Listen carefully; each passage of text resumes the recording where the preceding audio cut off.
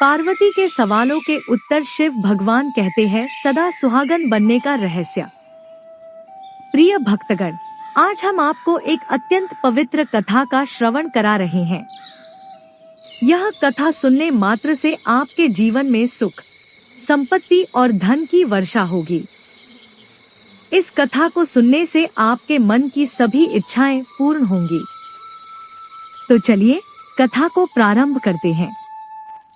एक बार माता पार्वती ने भगवान शिव से कहा, प्रभु, मैं देख रही हूँ कि कुछ स्त्रियां शादी के तुरंत बाद विधवा हो रही हैं। आखिर ऐसा क्यों हो रहा है? मुझे यह न्याय संगत नहीं लगता। भगवान शिव ने मुस्कुराते हुए माता पार्वती से पूछा, हे पार्वती, तुम जानना क्या चाहती हो? माता पार्वती ने उत्तर दिया, प्रभु, मेरे मन में 2 प्रश्न हैं जो मुझे विचलित कर रहे हैं। कृपया आप उनका उत्तर देकर मुझे संतुष्ट करें। भगवान शिव ने सहमति व्यक्त करते हुए कहा, ठीक है पार्वती, तुम अपने प्रश्न बताओ। मैं तुम्हें उनके उत्तर देकर पूरी तरह से संतुष्ट करने का प्रयास करूंगा। माता पार्वती ने कहा, मेरा पहला प्रश्न यह है कि कौन सी स्त्री शादी होने के बाद ससुराल जाते ही विधवा हो जाती है? और मेरा दूसरा प्रश्न है कि कोई भी स्त्री अपने धर्म की रक्षा कैसे कर सकती है? भगवान शिव ने कहा, हे पार्वती, मैं तुम्हारे दोनों प्रश्नों के उत्तर एक कहानी के माध्यम से दूंगा। लेकिन मेरी एक शर्त है। जब तक मैं तुम्हें यह कहानी सुनाऊं, तब तक तुम इसे पूरे मन से और अंत तक सुनना। आधी अधूरी कहानी सुनने से अधूरा ज्ञान मिलता है, जो जीवन में कभी उपयोगी नहीं होता। इसलिए ध्यानपूर्वक सुनो। फिर भगवान शिव माता पार्वती को उस पवित्र कथा के माध्यम से उनके दोनों प्रश्नों का उत्तर देते हैं। इस कथा को सुनने मात्र से मनचाहा फल प्राप्त होता है। इसीलिए इस कथा को पूरी तरह से सुने और भोलेनाथ का आशीर्वाद प्राप्त करें। भगवान शिव माता पार्वती से कहते हैं, हे पार्वती, अब मैं तुम्हारे पहले प्रश्न का उत्तर एक कहानी के माध्यम से दूंगा। सुनो ध्यान से। एक बार एक लोहार था जो पूर्व जन्म में एक फौजी था। उस फौजी के माता पिता नहीं थे, उसकी शादी भी नहीं हुई थी और इसीलिए उसके कोई संतान या भाई बहन भी नहीं थे। वह फौजी जो कुछ भी कमाता था, वह सब सेना में जमा कर देता था। एक दिन एक आदमी उससे मिलने आया। वह आदमी सेना के लिए खाना और अन्य आवश्यक चीजें लाने का काम करता था। समय के साथ दोनों में मित्रता हो गई। लेकिन फिर एक दिन वह फौजी युद्ध के दौरान मारा गया। उसके मरने के बाद उसकी जमा पूंजी उस आदमी ने हड़प ली, जिसने उसे धोखा दिया था। भगवान शिव ने कहा, पिछले जन्म के कर्मों के कारण इस जीवन में वह आदमी लोहार बन गया और वह फौजी एक स्त्री के रूप में जन्मा। जब उस स्त्री की शादी हुई तो उसका विवाह उसी लोहार के साथ हुआ, जिसने पिछले जन्म में उसका धन हड़प लिया था। उस स्त्री का पति शादी के तुरंत बाद मर गया और वह विधवा हो गई। यह उसके पूर्व जन्म के कर्मों का परिणाम था। भगवान शिव ने समझाया कि यह सब कर्मों का फल है जो जीवन में हमारे साथ होता है। भगवान शिव ने माता पार्वती से कहा, हे पार्वती, वह व्यक्ति पहले सैनिक के साथ मित्रता करता है। जब उनके रिश्ते मजबूत हो जाते हैं तो वह व्यक्ति एक दिन सैनिक से कहता है, तुम्हारे पास जो पैसा है वह उतना ही रहेगा अगर तुम इसे मेरे पास रख दो। मैं इसे व्यापार में लगा दूंगा और जब भी तुम मुझसे मांगोगे मैं तुम्हें ब्याज सहित पैसा वापस कर दूंगा। सैनिक ने उस व्यक्ति पर विश्वास किया और अपना सारा पैसा उसे दे दिया। वह व्यक्ति उस पैसे को व्यापार में लगाता है और उसका व्यापार तेजी से बढ़ने लगता है। व्यापार में उसे सफलता मिलती है और कुछ ही समय में उसकी संपत्ति और भी अधिक बढ़ जाती है। लेकिन उसी दौरान एक बड़ी लड़ाई छिड़ जाती है और सैनिक को युद्ध के लिए जाना पड़ता है। वह अपने भरोसेमंद घोड़े पर सवार होकर युद्ध में शामिल होता है। उस घोड़े पर वह हमेशा से भरोसा करता था, लेकिन युद्ध के दौरान अचानक वह घोड़ा सैनिक का भरोसा तोड़ देता है। भगवान शिव ने कहा, यह सब उसके कर्मों का फल था। उस व्यक्ति की धोखाधड़ी और सैनिक के भरोसे के टूटने का परिणाम यह था कि उस जीवन का अंत ऐसे हुआ। पूर्व जन्म के कर्म हमारे जीवन पर गहरा प्रभाव डालते हैं। कुछ समय बीतने के बाद सेठ के घर एक लड़का पैदा हुआ। सेठ की खुशियों का ठिकाना नहीं रहा। उसने भगवान का धन्यवाद किया और कहा, प्रभु, आपकी असीम कृपा है। मेरे पास अब बहुत धन है, बड़े बड़े कारोबार हैं और वह फौजी भी मर चुका है, जिससे मुझे पैसा लौटाने की चिंता नहीं है। अब सेठ अपने बेटे के भविष्य के सपने देखने लगा। उसने सोचा कि वह अपने बेटे को खूब पढ़ाएगा लिखाएगा ताकि वह समझदार बने और उसका कारोबार संभाल सके। भगवान शिव आगे बताते हैं, सेठ ने अपने बेटे को खूब पढ़ाया लिखाया और उस पर खूब धन खर्च किया। जब सेठ का बेटा पढ़ लिख कर बड़ा हो गया तो सेठ ने सोचा कि अब मेरा बेटा तैयार हो गया है और वह मेरा पूरा कारोबार संभाल सकता है। अब हमें उसकी शादी कर देनी चाहिए।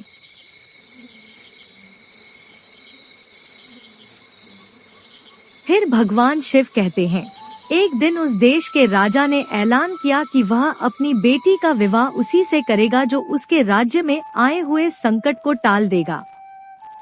राजा का राज्य पहले खुशहाल था, लेकिन एक दिन एक विशाल और बलवान राक्षस राज्य में आ गया। उसने कई लोगों को मार डाला। राजा और उसके सैनिकों ने उस राक्षस को मारने का प्रयास किया, लेकिन राक्षस ने सैनिकों को भी मार डाला और राजा को बंदी बना लिया।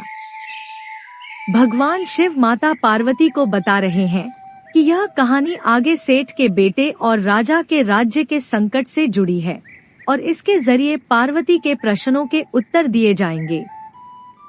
फिर भगवान शिव कहते हैं, एक दिन उस देश के राजा ने ऐलान किया कि वह अपनी बेटी का विवाह उसी से करेगा जो उसके राज्य में आए हुए संकट को टाल देगा। राजा का राज्य पहले खुशहाल था, लेकिन एक दिन एक विशाल और बलवान राक्षस राज्य में आ गया।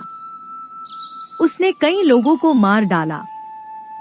राजा और उसके सैनिकों ने उस राक्षस को मारने का प्रयास किया, लेकिन राक्षस ने सैनिकों को भी मार डाला और राजा को बंदी बना लिया। भगवान शिव माता पार्वती को बता रहे हैं कि यह कहानी आगे सेठ के बेटे और राजा के राज्य के संकट से जुड़ी है और इसके जरिए पार्वती के प्रश्नों के उत्तर दिए जाएंगे।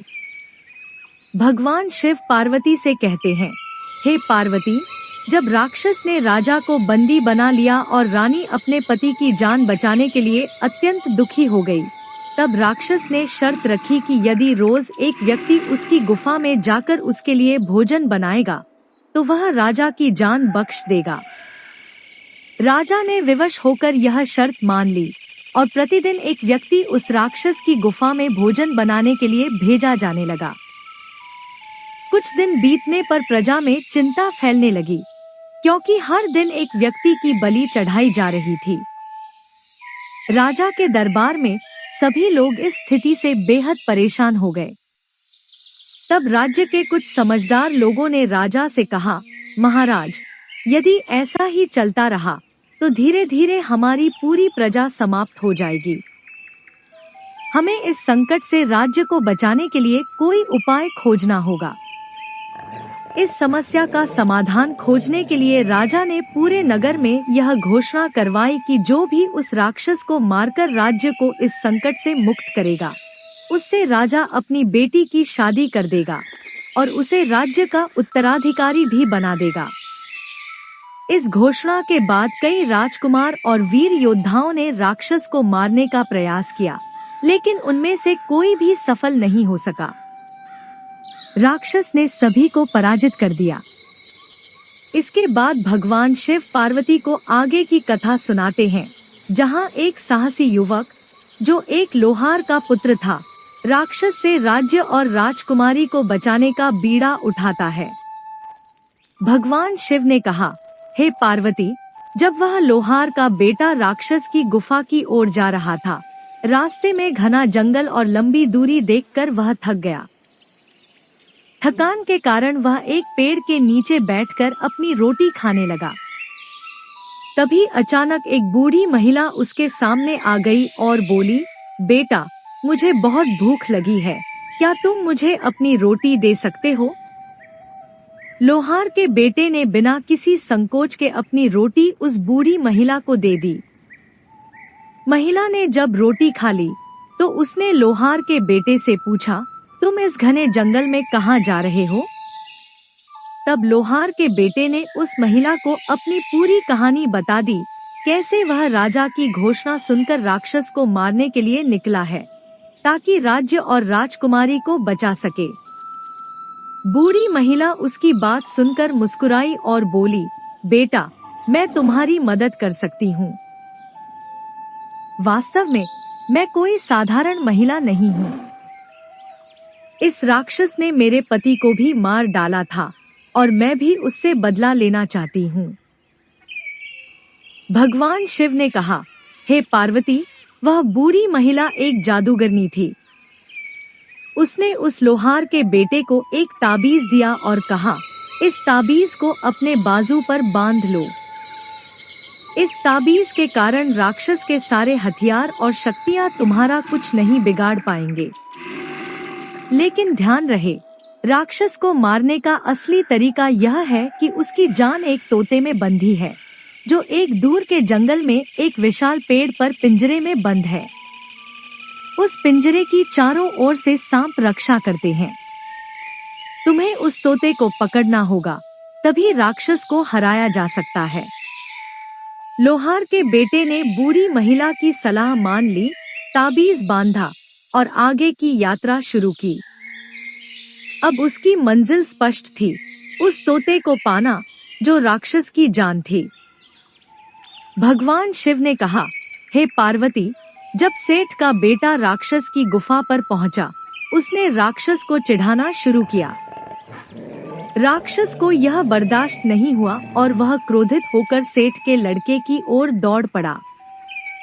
सेठ के लड़के के पास अब उस तोते की ताकत थी, जिसे उसने बूढ़ी जादूगरनी के निर्देशानुसार पकड़ा था। जैसे ही राक्षस उस पर हमला करने के लिए दौड़ा, सेठ के लड़के ने तुरंत उस तोते की एक टांग मरोड़ दी। इससे राक्षस की एक टांग टूट गई और वह दर्द में चिल्लाने लगा।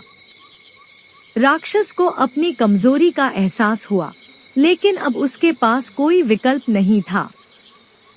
सेठ का बेटा जानता था कि इस तोते की जान राक्षस की असली ताकत थी।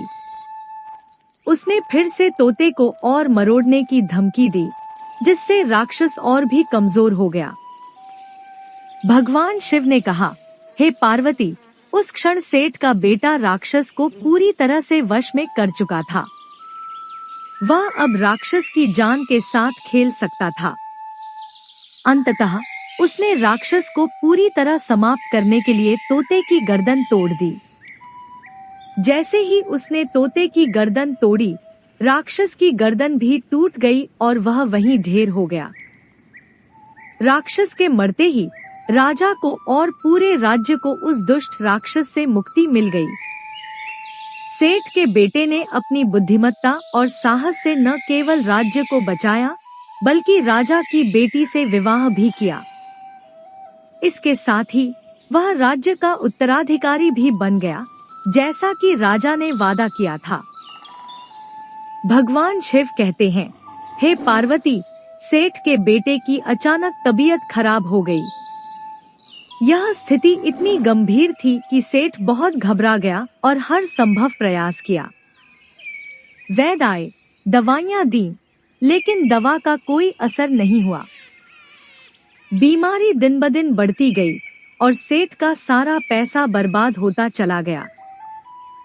सेठ ने सुबह से लेकर शाम तक जितना भी पैसा था, सब कुछ अपने बेटे की बीमारी में खर्च कर दिया, लेकिन स्थिति में कोई सुधार नहीं हुआ। अंततः वैद्य ने यह कहकर निराश कर दिया कि उसका रोग ऐसा है जिसका इलाज दुनिया का कोई वैद्य नहीं कर सकता। अब यह कुछ ही समय का मेहमान है और जल्दी ही मौत निश्चित है। इस पर एक व्यक्ति सेठ के पास आया और कहा, सेठ, तुम्हारे पास के गांव में एक संत रहते हैं। वे 2 आने की एक पुड़िया देते हैं, जिससे कितना भी बीमार व्यक्ति हो वह तुरंत ठीक हो जाता है। तुम जल्दी जाओ और 2 आने देकर वह पुड़िया ले आओ। सेठ ने इस सलाह पर अमल करते हुए दौड़कर संत के पास गया और 2 आने देकर वह पुड़िया ले आया। जैसे ही उसने वह पुड़िया अपने बेटे को दी तो तुरंत ही बेटे की मौत हो गई। भगवान शिव बताते हैं कि यह स्थिति देखकर सेठ और उसकी बहू दोनों ही गहरे शोक में डूब गए। गांव में भी सभी लोग दुखी हो गए। इस कठिन समय में भगवान विष्णु ने एक संत का रूप धारण करके सेठ से पूछा, हे सेठ, तुम्हारे जीवन में इतना शोक क्यों है? तुम्हें इतना दुख क्यों है? इस पर सेठ ने दुखी मन से कहा, मेरे एक ही बेटा था, वह अब इस संसार में नहीं रहा। मेरी बहू भी विधवा हो गई है। अब मेरे पास कोई सहारा नहीं रहा। संत ने समझाया कि जीवन और मृत्यु प्रकृति के नियम हैं और हमें उन्हें स्वीकार करना पड़ता है। ऐसा कोई कारण नहीं है कि हमें दुखी होने की जरूरत हो, क्योंकि यह सब जीवन का एक हिस्सा है। भगवान विष्णु ने सेठ से पूछा, आप खुद क्यों रो रहे हैं? ऐसा क्या है जो आपको इतना दुखी कर रहा है? सेठ ने उत्तर दिया, मेरा बेटा मर गया है और मैं कैसे न रोऊं? विष्णु ने कहा, लेकिन आप तो पहले भी बहुत खुश थे। सेठ ने पूछा, किस दिन?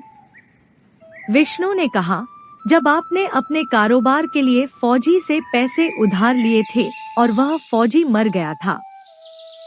उस दिन आप खुश थे क्योंकि अब आपको पैसे चुकाने की चिंता नहीं थी। सेठ ने कहा, हाँ, उस दिन मुझे खुशी थी क्योंकि मैं अब अमीर हो गया था।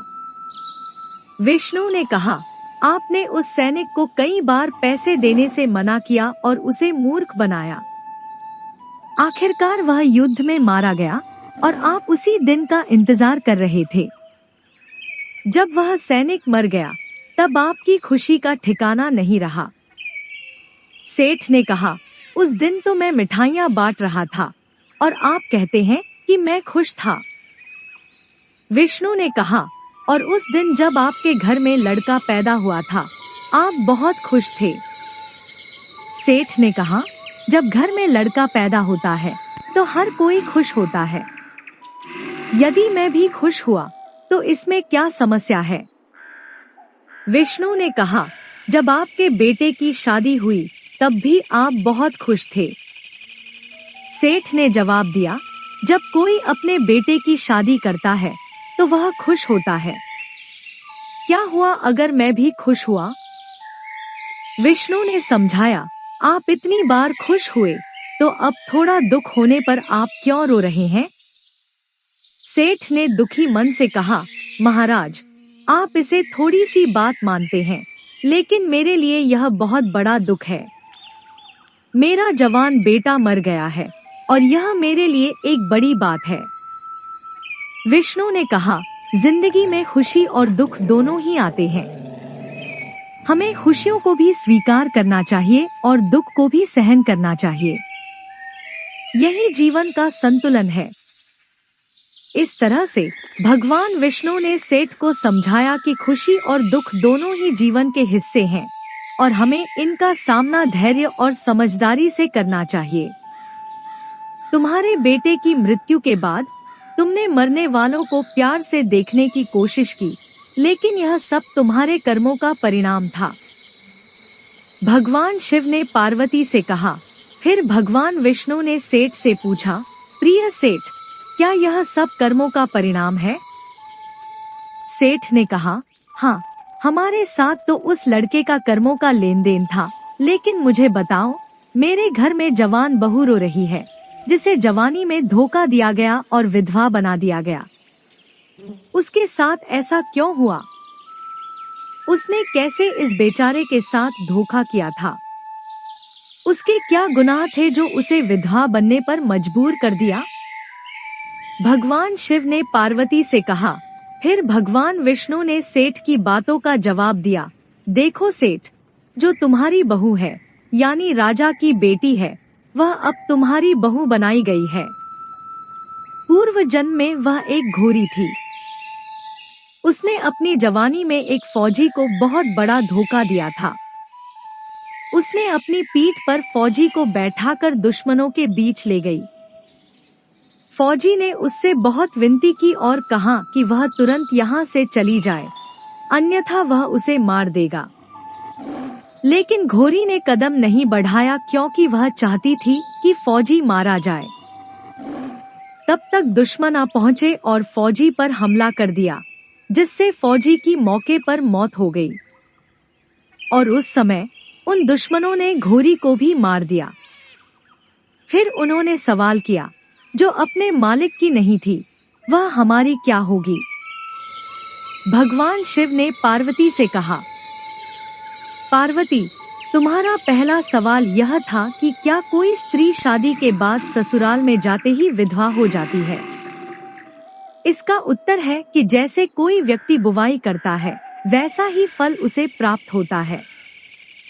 यदि कोई महिला अपने पसंदीदा साथी को धोखा देती है और उसके साथ विश्वासघात करती है, तो निश्चित रूप से उसे उसी प्रकार का परिणाम मिलेगा। उदाहरण के लिए, एक राजकुमारी जो पूर्व जन्म में एक घोरी थी, ने सेठ के पुत्र को ज़बानी धोखा दिया। इसके परिणामस्वरूप उस पुत्र की मौके पर ही मृत्यु हो गई। यही कारण है कि उस राजकुमारी को अपने पूर्व जन्म के कर्मों के परिणामस्वरूप जवानी में विधवा होने का शाप मिला।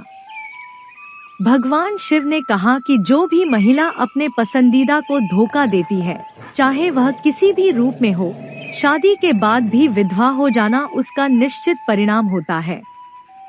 उसके कर्मों का परिणाम नकारात्मक रूप से उसकी जिंदगी को प्रभावित करता है। इसके विपरीत, यदि कोई महिला अपने जीवन संगी के साथ पूर्ण विश्वास और निष्ठा के साथ रहती है और धोखा नहीं देती, तो वह सुखमय जीवन जीती है। अब तुम्हारा दूसरा प्रश्न था कि महिला अपने धर्म की रक्षा कैसे कर सकती है। इसका उत्तर यह है कि हर महिला के पास 4 पतियां होती हैं, जो विवाह के समय प्रकट होती हैं। पहले पति का अधिकार चंद्रमा को सौंपा जाता है। विश्वास का अधिकार सौंपा जाता है। तीसरे नंबर पर कन्या का अधिकार अग्नि को सौंपा जाता है। चौथे नंबर पर कन्या का अधिकार पति को सौंपा जाता है। यदि कोई महिला चंद्रमा, विश्वास, अग्नि और पति को साक्षी मानकर अपने पति की पूरी निष्ठा से सेवा करती है, तो उसका धर्म कोई नष्ट नहीं कर सकता। इसलिए हर महिला को अपने पति की सेवा करनी चाहिए और उसके प्रति सच्ची निष्ठा बनाए रखनी चाहिए। यदि इस वीडियो में कहीं कोई त्रुटि हो, तो हम आपसे क्षमा चाहते हैं। हर हर महादेव। दोस्तों, हमें उम्मीद है कि आज की वीडियो आपके लिए लाभदायक होगी। अगर वीडियो आपको पसंद आई हो, तो कृपया इसे लाइक करें और इसे अपने परिवार और दोस्तों के साथ अधिक से अधिक शेयर करें। अगर आप हमारे चैनल बलवीर कोट्स पर नए हैं, तो कृपया सब्सक्राइब करें और घंटी के बटन को दबाएं, ताकि आपको हमारी सभी नई वीडियोस की सूचनाएं सबसे पहले मिले। महादेव जी का आशीर्वाद पाने के लिए कमेंट में हर हर महादेव लिखें। ओम नमः शिवाय। नमस्कार दोस्तों।